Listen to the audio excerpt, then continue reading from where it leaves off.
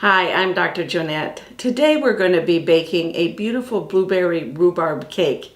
If you're a fan of rhubarb, this recipe is for you.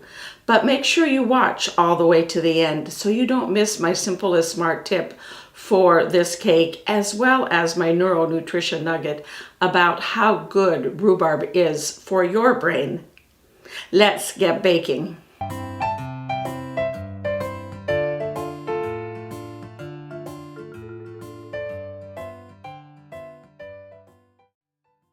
We're going to start by making the rhubarb blueberry layer. We want to start with a 9-inch springform pan and line that with a circle of parchment paper. Lightly grease the parchment paper and then set this aside.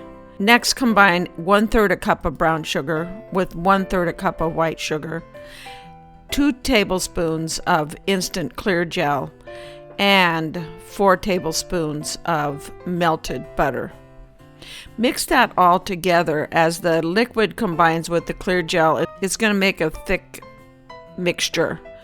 Put that in the bottom of your springform pan and spread it all around. This will keep your juices from your rhubarb and your blueberry from seeping out of the bottom of the springform pan. It acts as a thickening agent for the juices as well as kind of seals the pan. You may get a little bit of juice leaking out, so make sure you put something underneath the springform pan so you don't end up with juice in the bottom of your oven. Once the fruit is added, press the rhubarb and the blueberries into your bottom layer. You may notice here that the rhubarb appears very green colored. There are 2 different types of rhubarb. One is a red rhubarb, one is a green rhubarb. Both of them are ripe, and this is a green rhubarb.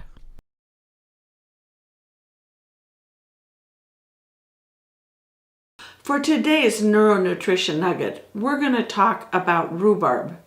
Rhubarb is one of those often overlooked vegetables that is great for your brain. It's often overlooked because it's packed with nutrients, and these are the nutrients that will help keep your mind sharp as well as focused. Some of these important nutrients are vitamin K, which is crucial in maintaining brain cell function because it regulates the calcium levels within your brain. Calcium is essential for brain cell communication, and in addition to providing vitamin K, which helps the calcium, rhubarb is also a great antioxidant. Antioxidants are critical for brain health because they protect your brain against oxidative stress.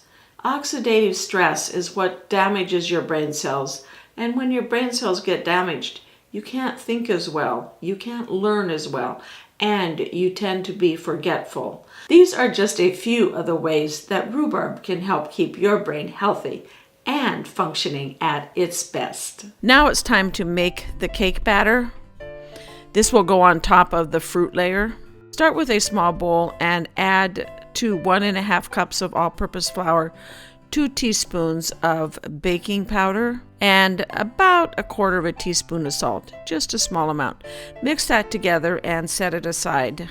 Now combine all of the liquid ingredients, 1/2 cup of coconut cream, 3 tablespoons of Just Egg plant-based eggs, 1 tablespoon of lemon juice. You may notice that it curdles a little bit, that's fine, and 1 teaspoon of vanilla.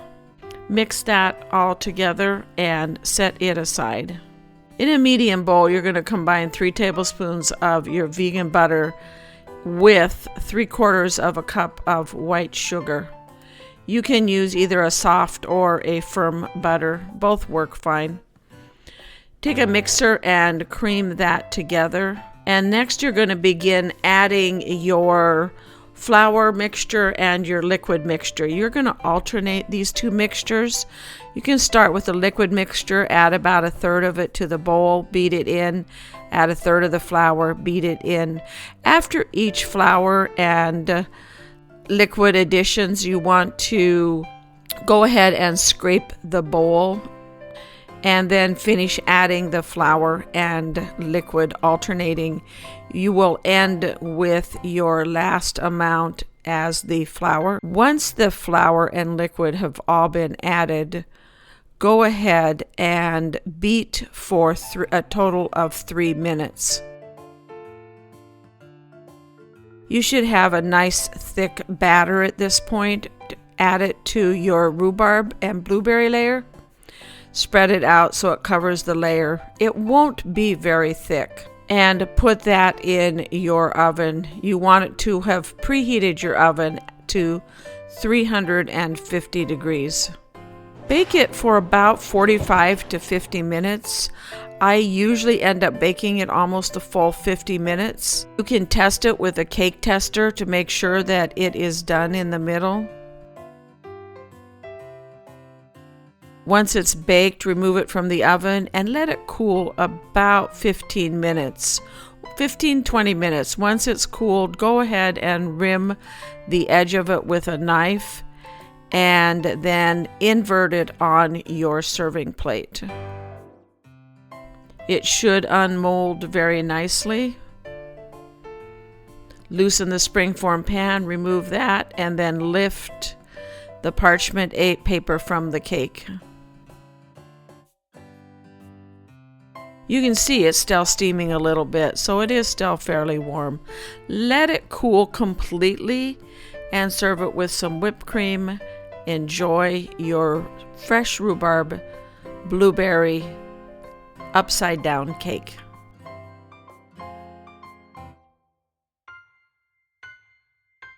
For today's SIS tip, rhubarb is a springtime vegetable. That's right, it's a vegetable, not a fruit.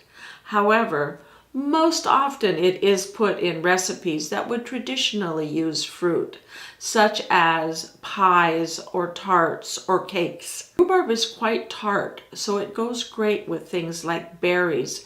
And for today's tip, let's think outside the box.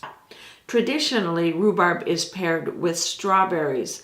However, we can pair it with blueberries, blackberries, currants, or even dried cranberries.